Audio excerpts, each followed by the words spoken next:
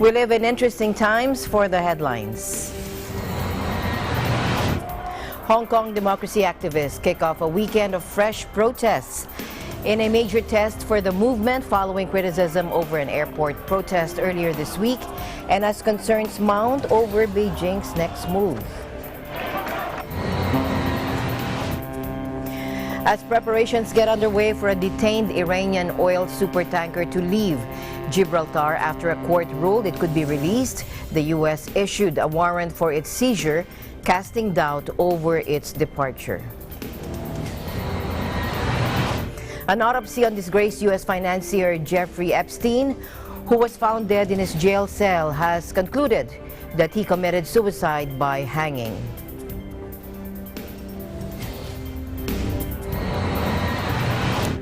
And Iglesia Ni Cristo's Aid to Humanity visited Seattle, Washington as part of its U.S. tour.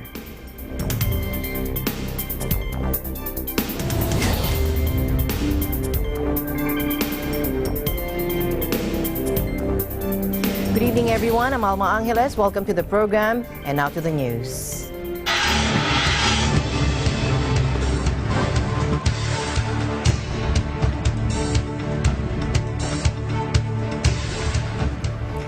Hong Kong democracy activists kicked off a weekend of fresh protests on Saturday. This is a major test for the movement following criticism over an airport protest earlier this week. Also, there are concerns about Beijing's next move. 10 weeks of demonstrations have plunged the international financial hub into crisis, with the communist-ruled mainland taking an increasingly hardline tone, including labeling the more violent protester actions terrorist-like. Activists are billing 2 planned rallies on Saturday and Sunday as a way to show Beijing and the city's unelected leaders that their movement still enjoys broad public support despite increasingly violent attacks or tactics deployed by a minority of hardcore protesters that have cast a shadow. Police initially banned Saturday's rally but relented after the route was changed. For Sunday's rally, protesters have been permitted to gather in a park but banned from marching through the streets. On Tuesday, protesters blocked passengers from boarding flights at the city's airport and later assaulted 2 men they accused of being Chinese spies. The images damaged a movement that until then had largely only targeted the police or government institutions and prompted some soul-searching among protesters. Now, China's propaganda apparatus seized on the violence, with state media churning out a deluge of damning articles, pictures, and videos. State media also ran images of military personnel and armored personnel carriers across the border in Shenzhen, prompting the U.S. to warn Beijing against sending in troops, which analysts say would be a reputational and economic disaster for China. Beijing has also ramped up its rhetoric, saying protesters in Hong Kong showed signs of terrorism.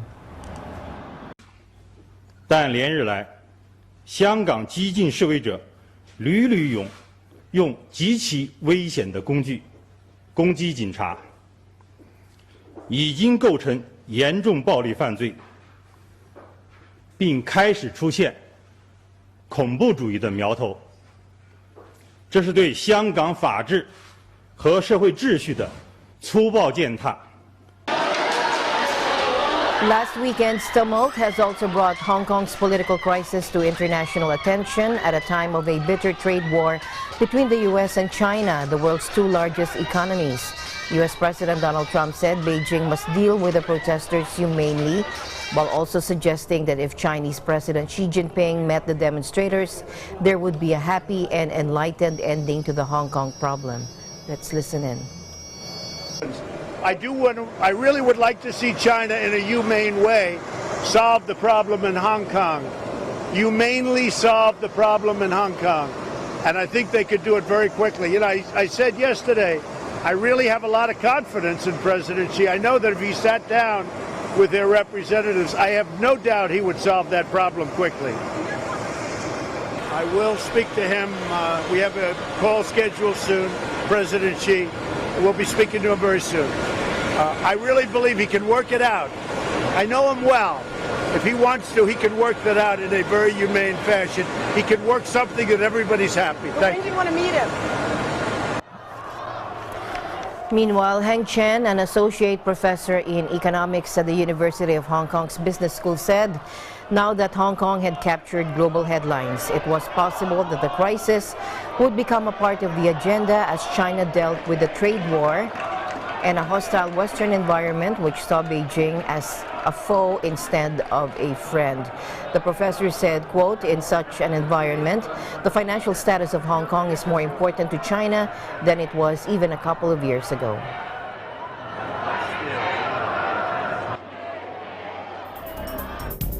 To other news now, a partial reversal from Israel and now a rejection. Democratic Congresswoman Rashida Tlaib is now saying that she will not visit the West Bank under the conditions set by Israel.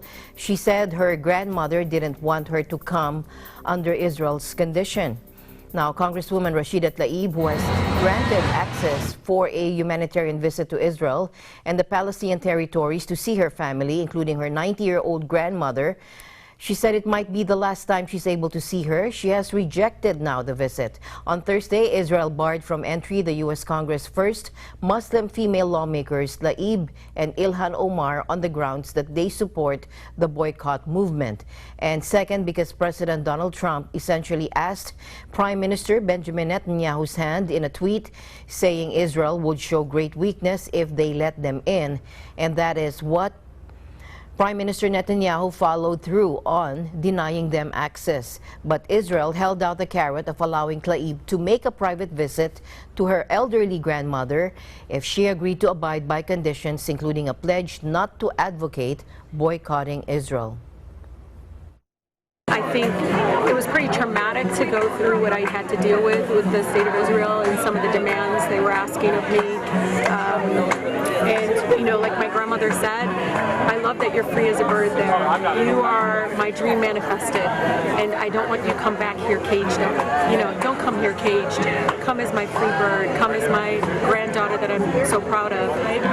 I feel a tremendous amount of support in my district and even around the world right now of people that truly understand, not only as a granddaughter, but understand the pain of oppression and how people truly need to be heard and seen. We're never going to be able to achieve peace if we're not able to hear all sides when it comes to this issue. My family, my uncle, everybody was like, "You're a United States Congresswoman. We wanted to celebrate you. There will be a dark cloud over you if you come with them forcing you to bow down. It's humiliating. Don't do it. Don't do it because you're a CCT." And she told me, she's like, "I won't take my last breath until I see you," and I believe her. I'm a granddaughter first and foremost. The U.S. Justice Department issued a warrant for the seizure of the Iranian oil supertanker Grace 1, a day after a Gibraltar judge allowed the release of the detained vessel. The Grace 1 supertanker, which is carrying 2.1 million barrels of oil, was detained on July 4 on suspicion of illegally transporting oil to Syria. The Justice Department alleged the ship was part of a scheme to unlawfully access the U.S. financial system to support illicit shipments to Syria from Iran by the Islamic Revolutionary Guard Corps, which the U.S. has designated a foreign terrorist organization. The warrant says the vessel and all the oil aboard are subject to forfeiture based on violations of the International Emergency Economic Powers Act, as well as bank fraud, money laundering, and terrorism statutes. Iran called the detention of the Grace 1 an, quote, illegal interception staged by the United States. Tehran and Washington have been at loggerheads since U.S. President Donald Trump withdrew last year from a landmark 2015 nuclear deal between major powers and Iran, reimposing crippling unilateral sanctions.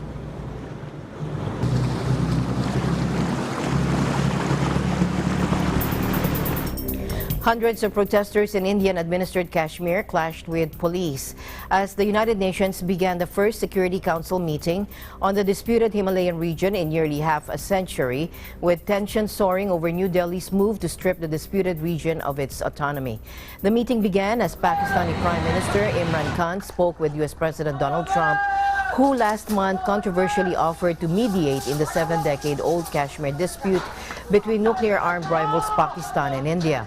On August 5, New Delhi controversially stripped the portion of Muslim-majority Kashmir, which it controls, of its autonomy, igniting calls from Pakistan for the international community to intervene. The Security Council meeting in New York, which began Friday, was the first one on Kashmir since 1972. And it also came as Khan spoke to President Trump by telephone to express his concerns over India's move, according to Pakistani Foreign Minister Shah Mahmood Qureshi. Let's listen in. Today, the Prime Minister had a good conversation with him. He apprised him of the situation on the Indian side of Kashmir, how delicate, how concerning, and how alarming it was and it is, and how concerned we are that by this unilateral action, India has precipitated and has threatened regional peace and security.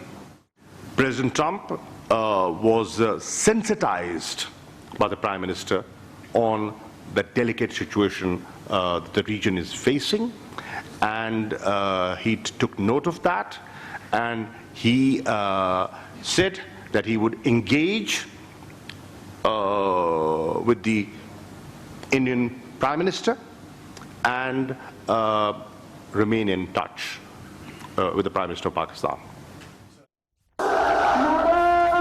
Friday's clashes took place as a top official said that authorities would begin restoring phone lines in Kashmir on Friday evening, including in Srinagar.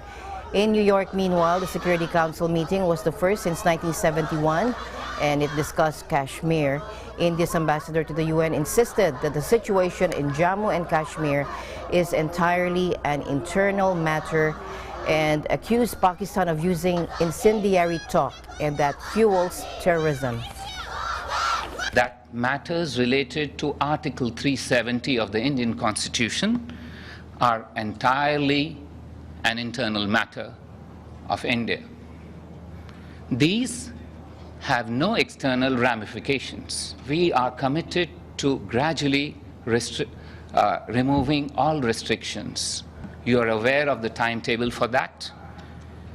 Let me also tell you, since the changes internal to India have not made any difference to our external orientation, India remains committed to ensure that the situation there remains calm and peaceful. We are saddened that terrorism is being fueled, language and incendiary talk of jihad is being mentioned by people who should know better. Kashmir has been divided between India and Pakistan since independence from Britain in 1947 and has been the spark for two major wars and countless clashes between them.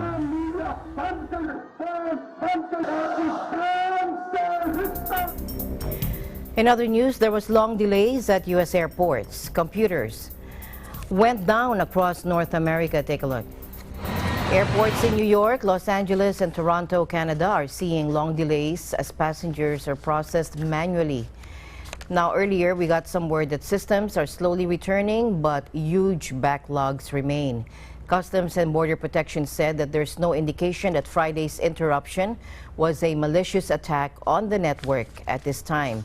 As well as in Los Angeles, issues with customs checks were reported by travelers in Seattle, Philadelphia, San Francisco, Houston, Chicago, New York's John F. Kennedy Airport, and Dulles Airport in the U.S. capital.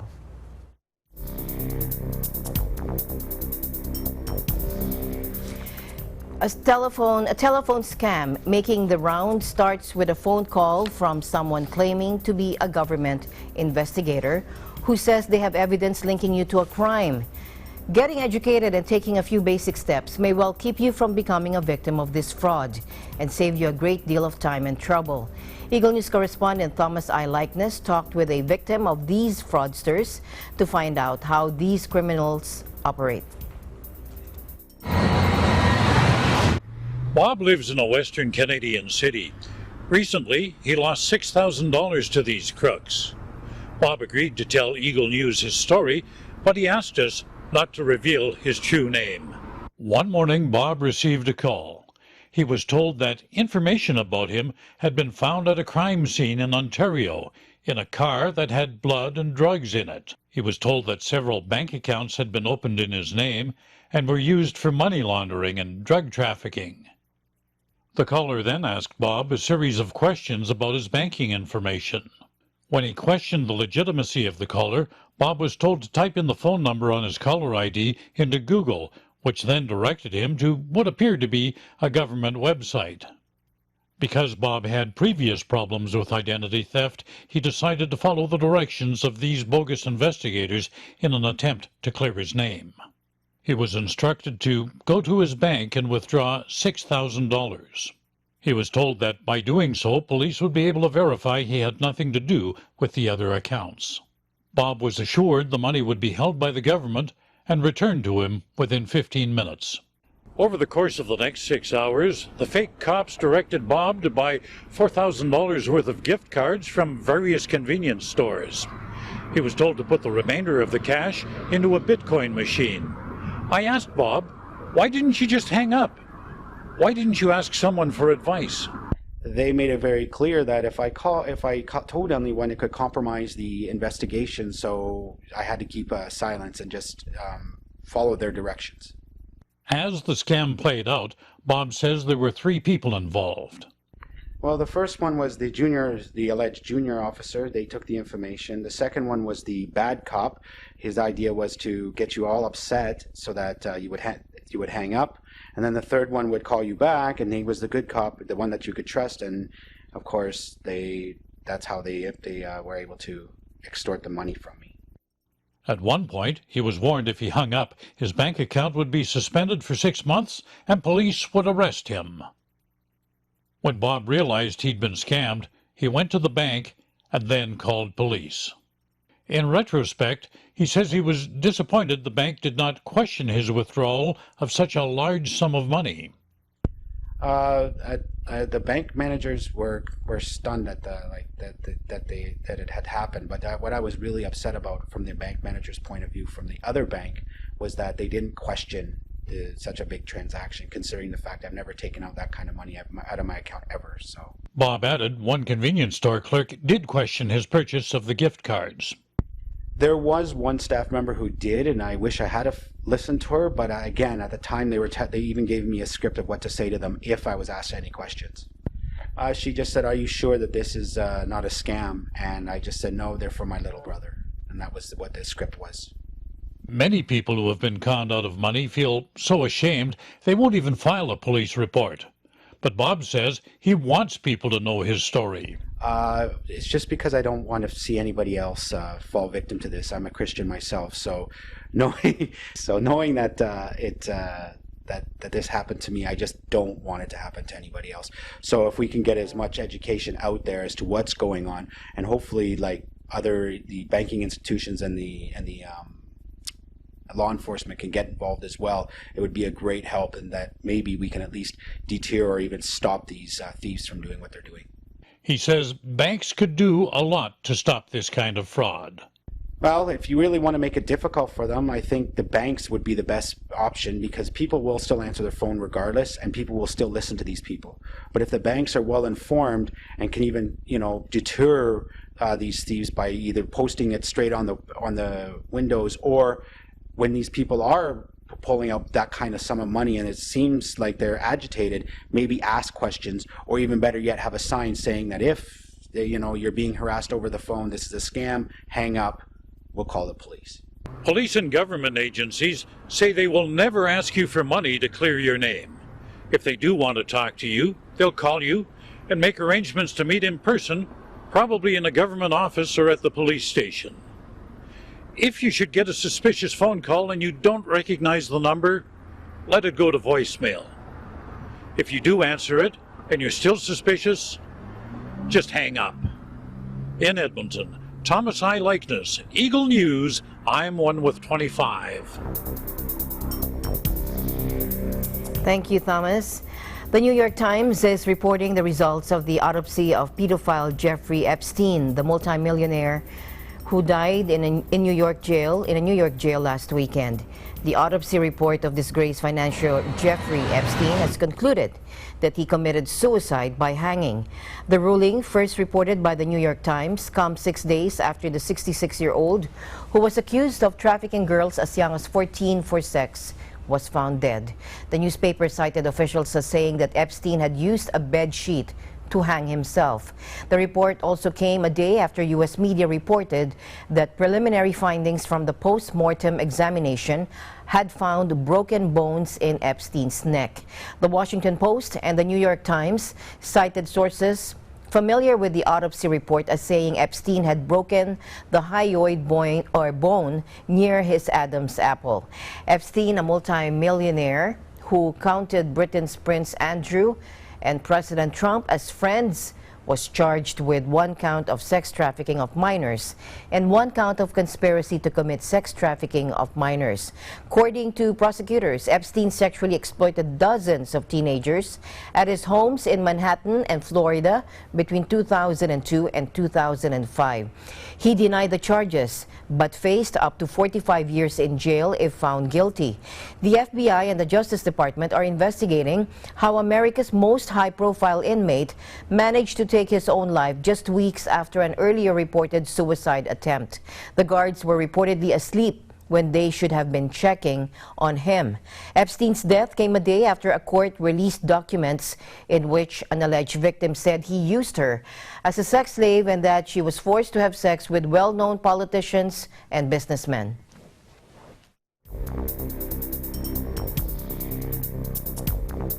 U.S. actor Peter Fonda, whose starring role in classic road movie Easy Rider made him a symbol of 1960s counterculture, died at the age of 79 at his Los Angeles home following a battle with lung cancer, according to his family. He passed away peacefully due to respiratory failure while surrounded by his relatives, they said in a separate statement. Fonda was the son of famed Hollywood actor Henry and the brother of activist and actress Jane, who described him as my sweet-hearted baby brother in a statement sent to AFP. Fonda co-wrote and produced 1969's Easy Rider, in which he appeared alongside its director Dennis Hopper and a young Jack Nicholson. The wildly successful film about 2 bikers traveling through the great outdoors of the American Southwest in a quest for freedom became an anti-establishment cult classic. It earned Fonda an Academy Award nomination for Best Original Screenplay and is credited with ushering in an era of counterculture independent filmmaking.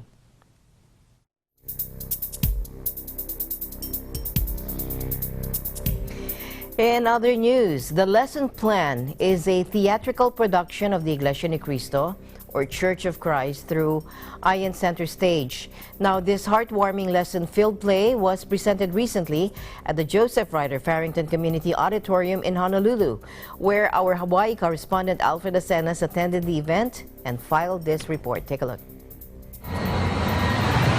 The story revolves around Mr. Mendoza, a school teacher whose wife succumbed to cancer, and Sam, a young student whose father passed away. One day, Sam accepts her teacher's offer to learn the ukulele and enter a music competition. However, as they prepare for the said event, Sam has to choose between her competing priorities, which soon drives a wedge between teacher and student. Meanwhile, Mr. Mendoza discovers a life-changing lesson of his own. Just some unique aspects about the lesson plan story itself. This is an adaptation of the in-cinema version of the same title, which was also a nominee for the Excellence in Visual Media Awards in Los Angeles last year. For the most part, we kept everything the same. We wanted the story to remain the same lessons to be taught. The only difference is that we don't have the magic of video editing, we don't have the luxuries of multiple takes, and so we really had to work with the cast on being able to tell the same story once and tell it well. Brother Marcel Ramirez, the INC Supervising Minister for Hawaii Pacific, cited that Sam's personal conviction and perseverance amid her trials at a young age should serve as an example for all those who have watched the play and might be experiencing similar situations. It's so delighting that they showed a little girl who was so faithful, and she believed in what God can do despite what she went through, and she showed that strength in her faith, and she's even able to bear fruit, and that's so really, inspiring. Meanwhile, those in attendance were touched with tonight's performance. I think it was emotional. It was emotional? What part was emotional? When the kid was, when Sam invited Greg, the teacher, but he never came. First time she invited him. Yeah. Breaking the promise.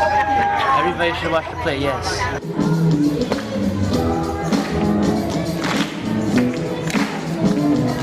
At the conclusion of the program, church members presented musical numbers as a preview and invitation for their upcoming Aid to Humanity community outreach to be held at their Eva Beach House of Worship later this month. For now, I am Alfred Asenas from Honolulu, Hawaii, 1 with 25. Meanwhile, in London, they celebrated the Iglesia Ni Cristo's 105th anniversary through a performance of Ion Center Stage at the Lighthouse Theatre. JD Season reports. London is famous for its West End productions and original live theatre, from Les Mis to Phantom and Harry Potter's productions. Today is the debut performance and launch of the Iglesia Ni Cristo's in Center Stage at the Lighthouse Theatre in London.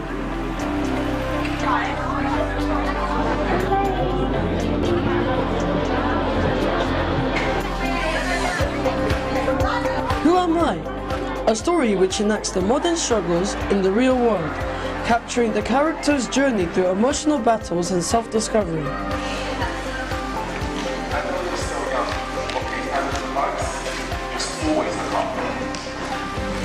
This debut launch of the Iglesia Ni Cristo's in Center Stage has attracted viewers from all over the UK. Audiences who witnessed this much anticipated theatre production had this to say. What I found interesting was that she'd done her studies, and it was after that. Like, usually when I've seen kind of community productions, it's like the very, very young. But she was, she'd done the graduation, she'd come to the UK, and then it was about the challenge once you've done all the studies and you're out in the real world. Something very significant, like the importance of finding like Christ as well, getting to know yourself too. So I think it was really, really important. Looking for a job, it really does feel like the Doors thing. Like, you just knock on all the doors and they all answer no.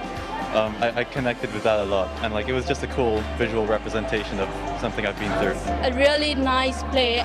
This play is really different. It connects us directly to the God, and we believe that God is still there in this world. Things like this event, and I'm a guest, so I've just had a look around from outside, but you get a sense of community, and the young people especially going to go home and talk about it or think about it and get insight from those around them. So you kind of, through God, you connect with others. That's kind of the catalyst for a bigger conversation, and so that's why it's good. It's good to see young people at something like this. I actually came to visit my brother, and he was like, let's go and look at this play, like have a look. And there you have it. Tonight's play has been a truly absorbing experience for the cast and crew whose debut performances won the audience's favour, as you can see from the bustling crowd behind me here. Reporting from the Lighthouse Theatre in London for EBC United Kingdom, I'm JD Season and I'm 1 with 25.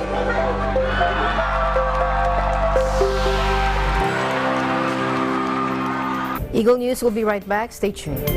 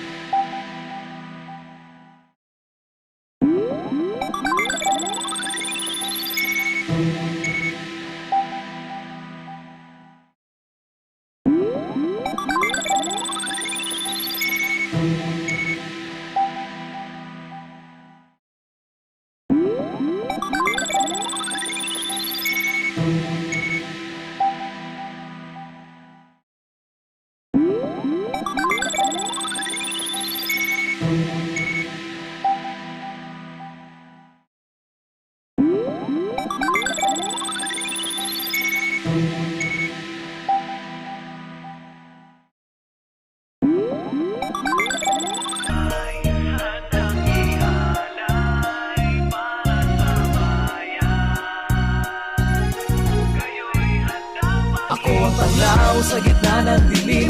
Ako ang mata sa sahing papawid. Ako ang dilat sa tuwing ang bayan ko ay tulog ng mahimbing. Ang aming buhay handang ialay para sa bayan.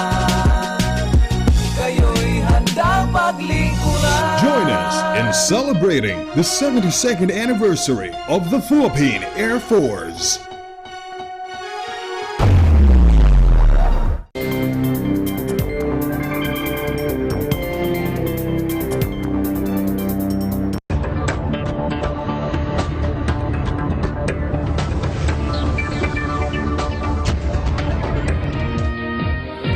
For Business News, this is Cesar Vallejos. Hong Kong's hotel industry is struggling with a collapse in bookings after thousands of protesters shut down flights from the territory's airport last week in an escalation of months of clashes with police. Revenue from room sales is set to plunge as much as 50% this month, according to UC Wing, a Hong Kong lawmaker representing the tourism industry, who said visits from mainland China that usually account for 80% of arrivals are down most as people fear for their safety. The slump will deal a further blow to an economy that's already contracting after months of unrest, as well as fallout from the US-China trade dispute.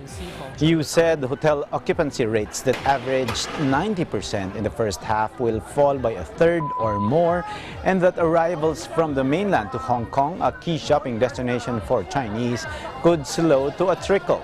The impact on tourism is huge, you said in an interview, estimating that half of mainland visitors due in August are likely to cancel or defer their plans. You cited factors such as a reported attack by protesters on a man suspected of being a security agent from the nearby city of Shenzhen. The incident was the top trending topic on Chinese social media platform Weibo on Wednesday.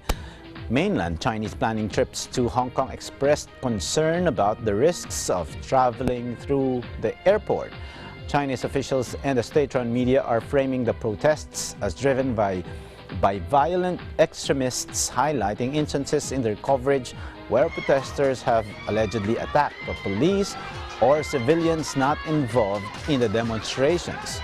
The protests, which have raged since June, entered a new phase last week with one of Asia's busiest air travel hubs shut down, forcing the cancellation of hundreds of flights. Demonstrators who initially hit the streets to oppose a bill allowing extradition to the mainland now have a host of demands, including the resignation of Hong Kong leader Carrie Lam. Intercontinental Hotels Group, the UK owner of the Crown Plaza and Holiday Inn chains, said the protests contributed to a slowdown in business travel in China. The company's stock is down almost 10% from a record reached at the end of July. Room rates in Hong Kong are falling as a result of mounting safety concerns, according to the lawmaker UC Wing. A standard room this weekend at the upscale Conrad Hotel, owned by Hilton Worldwide and situated near a part of Hong Kong where protesters have tended to congregate, is priced at $1,500 130 Hong Kong dollars or $195, more than 40% cheaper than the same booking 2 months later, according to prices on its website. Cathay Pacific announced the shock resignation on Friday of its CEO Rupert Hogg, compounding a torrid week for the Hong Kong carrier after it was excoriated by Beijing because some staff supported pro-democracy protests. The 72-year-old airline has been left reeling after it became ensnared in the hardening of rhetoric from the communist mainland over 10 weeks of anti-government protests that have plunged Hong Kong into crisis. Over the last 2 weeks, the airline emerged as a target on the mainland after some of its 27,000-strong workforce took part in or voiced support for the protests. During a general strike earlier in the month, some staff joined in, including the union representing Cathay Pacific's flight attendants. China's reaction was swift. State media began writing a series of condemnations of Cathay, accusing it of not doing enough to rein its workers. Then the country's aviation regulator demanded that the airline prevent such staff from working on flights to the mainland or those routed through Chinese airspace. Cathay moved into damage limitation mode, firing 4 members of staff associated with the protests, including 2 pilots, agreeing to comply with the new regulations and releasing a series of statements supporting Hong Kong's embattled government. But it appears those moves were not enough to save its chief Hogg, who has been credited with helping to turn the airline profitable after 2 years of losses. In a statement posted on the Hong Kong Stock Exchange on Friday, Cathay said Hogg had resigned to take responsibility as a leader of the company in view of recent events. Another senior Cathay executive, Chief Customer and Commercial Officer Paul Lu, also announced his departure. These have been challenging weeks for the airline, and it is right that Paul and I take responsibility as leaders of the company, Hogg said in a Cathay statement. Hogg has been replaced by Augustus Tang, a veteran of the Swire Group conglomerate, Cathay's main shareholder.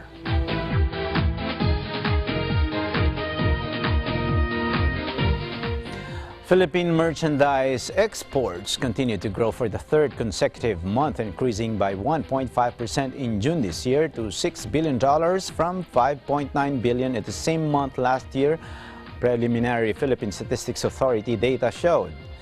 The year-on-year increase also brings the growth rate for the 2nd quarter of 2019 to 1.2% compared to last year's quarter figures. In addition, Philippine merchandise exports also posted a 7.8% rise quarter-on-quarter. The Philippines is one of the 3 countries among major trade-oriented Asian economies, alongside Vietnam and Taiwan, that recorded positive year-on-year export growth rate in June 2019. The increase was caused by the higher demand from major trading partners such as South Korea, whose imports from the Philippines rose by 59.9%, or an increase of $113.4 million in exports value. US 99.2%, or $82.3 million, Canada 122%, China 5.7%, Vietnam 26.1%, and Japan 2.2%, or $17.3 million. The positive export performance shows that the Philippines continues to be resilient despite the continuing concerns on the US-China trade war, a no-deal Brexit, and the negative business sentiment that could further weigh down on the growth of global trade, Trade and Industry Secretary Ramon Lopez said.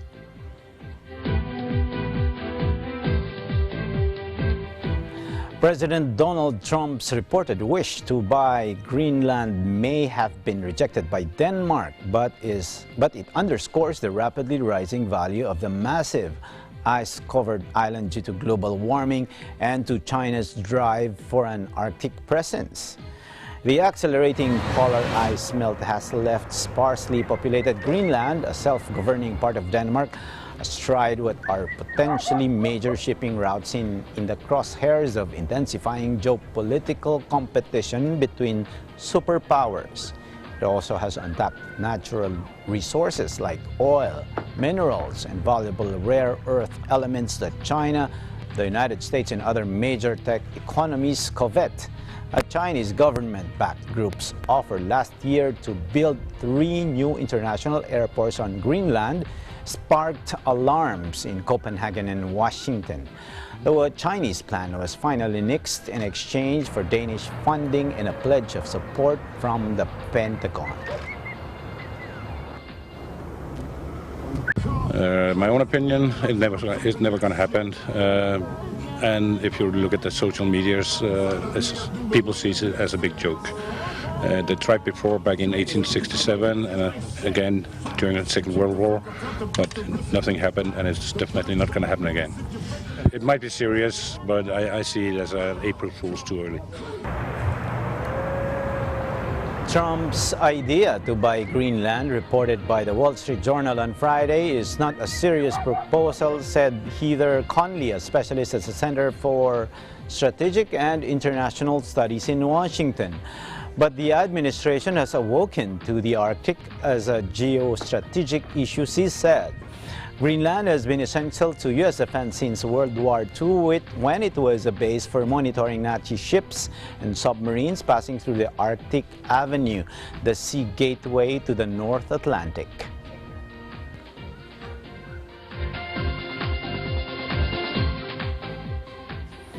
To recall, Saudi Arabia and its regional allies had declared they would blockade Qatar over disputes that included claims that Qatar supported Islamist factions such as the Muslim Brotherhood. That left Qatar, rich in oil and natural gas, having to rethink how to get everything from construction materials to milk. As our EBC correspondent Diane Liagas reports, this farm called Baladna is providing enough dairy for their domestic market. Diane? As the saying goes, every dark cloud has a silver lining, and such is the case of Baladna Farms. Built over 700,000 square meters of farmland, Baladna Farm started as a goat and sheep farm. But after the economic embargo imposed by its Arab neighbors in June 2017, Qatar, which used to get its milk supply from Saudi Arabia, has had to become self-sufficient. Hence, Baladna Farm decided to erect and operate its own cow dairy enterprise in the wake of the blockade. Baladna started after the blockade in 2017 as a cattle farm, and we made all the achievements within 2 years. And basically, our goal was to satisfy the Qatari market for milk and other stuff connected to milk. And thank God we achieved it, really good. And we were expecting only to cover Qatar, and now we went beyond that. We are shipping to other countries overseas, and we work now. We have one of the biggest farms in the Middle East and the Gulf, and top-notch, state-of-the-art cattle farm. As an immediate response to the crisis, which spurred a high demand for fresh milk, in June 2017 itself, 1,800 cattle were sourced around the world and flown into Qatar by Qatar Airways. Today we have around 21,000 cows, and we are opting for 24,000 within the next 6 months. And we also have around 70 calves born a day here, and thank God everything is going smooth. Most of the cows came from America, the United States, and others from Europe. And all our cows is one breed, Holsteins, which is a Holland-based cow, Northern Holland and Germany. And this is because this is the best milk-giving cow in the world, which gives around 40 liters a day. But one One might wonder how these cows from the cold parts of the world keep up with such harsh temperature condition in Qatar that could reach up to 48 degrees Celsius, especially in the farm area that is mostly situated in the desert. They came from a very cold area type of cows to a very hot country, and this is thanks to our teams who are the professionals who made the adjustments. And we have a combo system of fans and water, spraying water, that works together to make the climate within the barns and the rotaries acceptable and very comfortable to the cows, like around 23, 24 degrees, and it works really good. Currently, Baladna Farm supplies fresh milk not only to more than 50% of Qatar's local market, but also to some of its neighboring countries such as Yemen and Oman. They had appreciated this nice, good product, and they noticed the difference in quality of the fresh milk, because all our milk reaches the market, the fresh milk, within 24 hours. And it's all 100% pure, and that's what everybody is realizing, this goodness. And goodness is our goal. And the basic idea is to no longer depend on others, and also no longer any powdered milk, which is not really as healthy as, definitely as anybody, the fresh milk. So this is our primary target, and we're working really good for it, and we achieved it, I believe. Aside from its dairy factory, Baladna Farm also features a theme park, a restaurant that serves dishes with ingredients fresh from its barns, and a visitors hall wherein visitors may view actual milking of cows in one of the farm's 6 milking rotaries. I hope Baladna will keep this great achievement, and it will keep the successful productions that we have, and we're going to add new varieties. One of them is the ice cream, which is going to be really special, really pure, really good, and we're going to connect it to the inshallah to the 2022 World Cup, and we're expecting the whole project would really work well. Reporting for Eagle News International Qatar Bureau, this is Dian Liagas, and I am one with 25.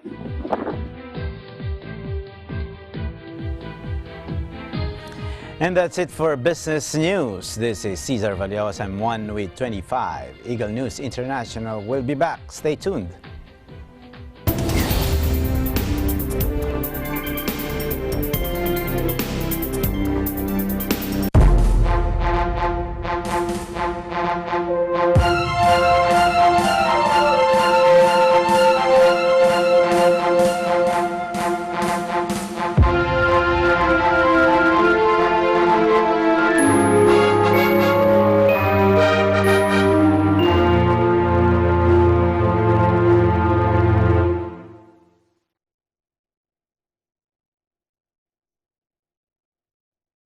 Tungkulin ng MTRC.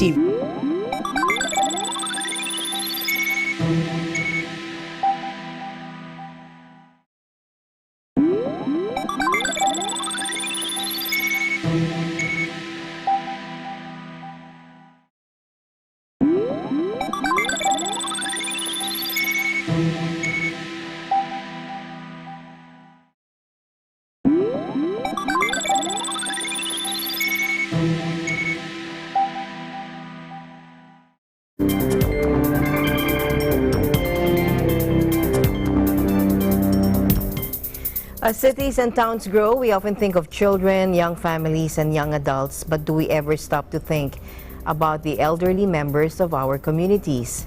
Now, these Iglesia Ni Cristo volunteers spent some genuine quality time with this valuable group from Bangsar, Malaysia. Our EBC correspondent, Wee Macy, reports from Kuala Lumpur.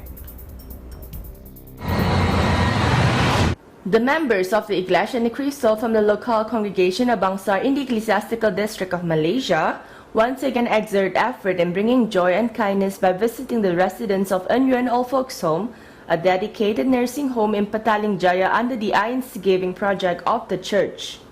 Despite the busy schedule for every individual, Members of the Church of Christ in this part of the world always do their best to find time to volunteer and get involved in some charitable organizations to give back to the community here.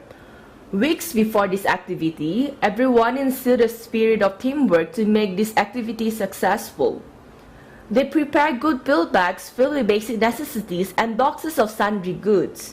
Not only that, they also share the funny and inspiring stories to the residents, which warm their hearts and a spirit of belongingness. The members of the Church of Christ, whenever or wherever we are, we uphold one of the primary teachings in the church, which is whenever you possibly can, you do good to those who need it, because there will always be people who need help everywhere and anywhere. A short period of time spent with the residents indeed brought smile to everyone who participated.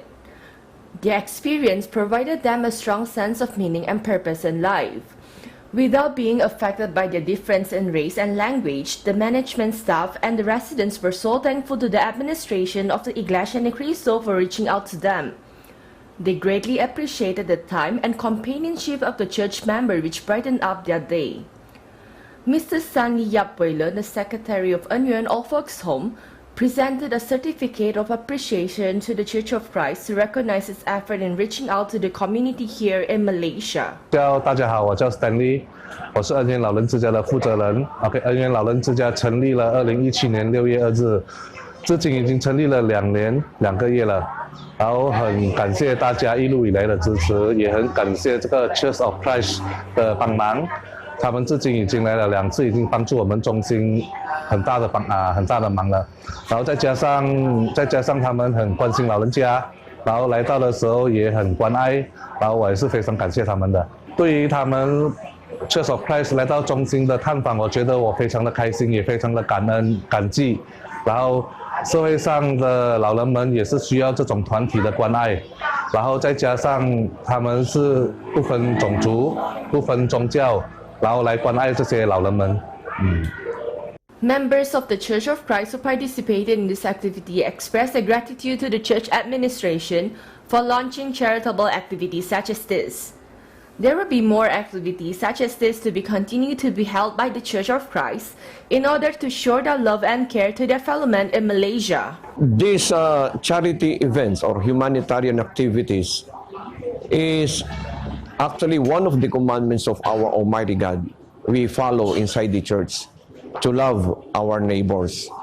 So we show our compassion, we show our care, especially for the needy. We are also trying to introduce to them, by means of our humanitarian activities, the doctrines about the Iglesia Ni Cristo.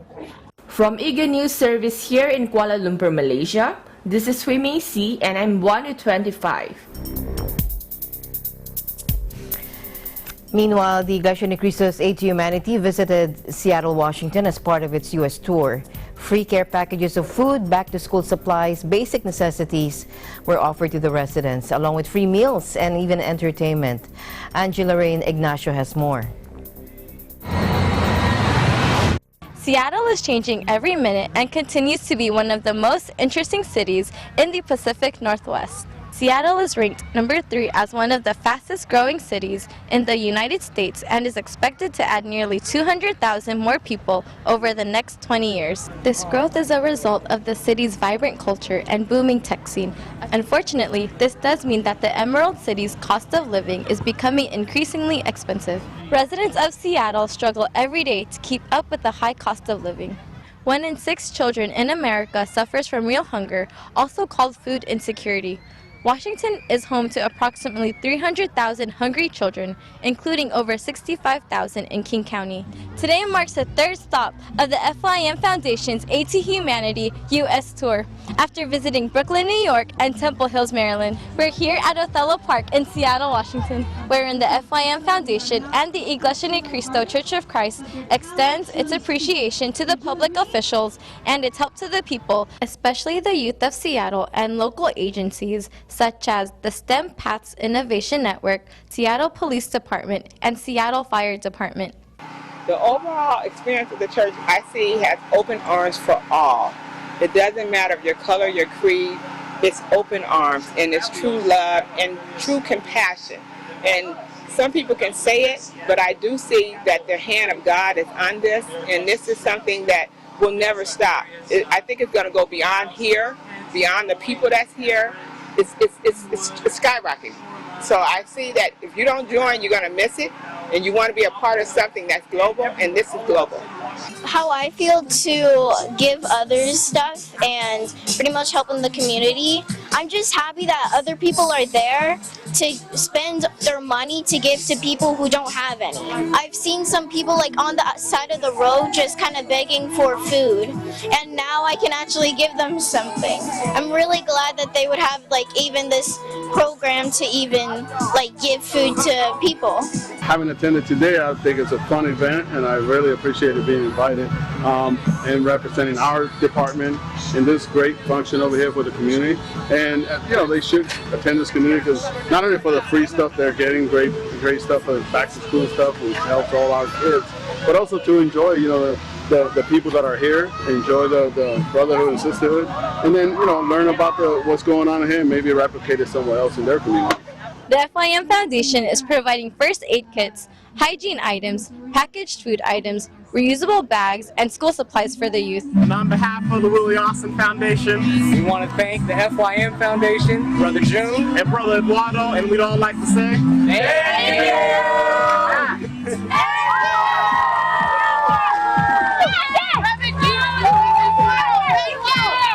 Reporting from Seattle, Washington, I'm Angel Lorraine Ignacio for Iglesia Ni Cristo News Network.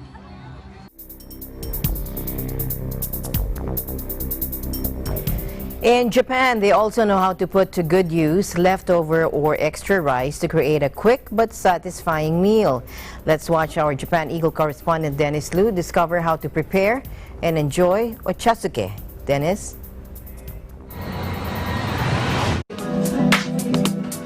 You may be familiar with green tea as a drink, but do you know that green tea can also be a kind of soup for your regular meal?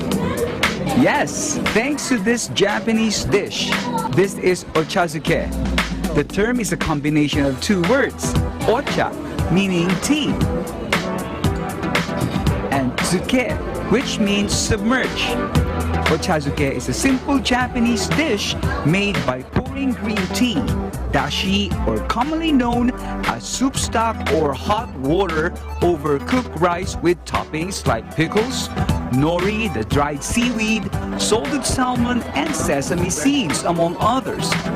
If you think it sounds weird, you're not alone, as we initially thought the same before we tried this unusual dish out. So we'll head over to a Japanese ochazuke restaurant and try this local dish out.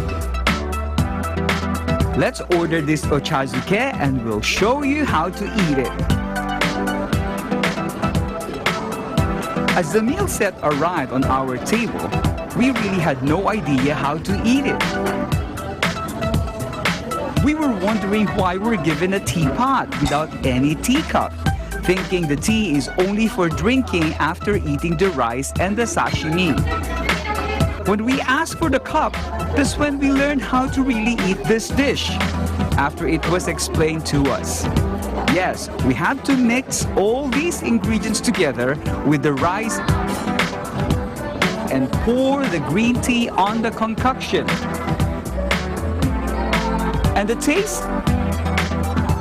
Surprisingly, it's delicious. The green tea has a subtle taste, made more pleasant by the soup stock and other ingredients because of the mild saltiness they contributed to the soup.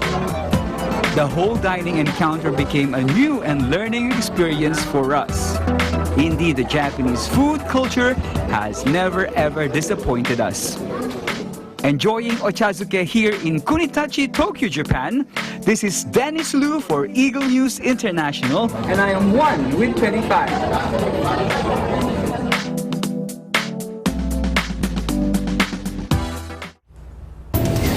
Thank you, Dennis. And that's it for tonight's broadcast. I'm Alma Angeles, always 1 with 25. Good night.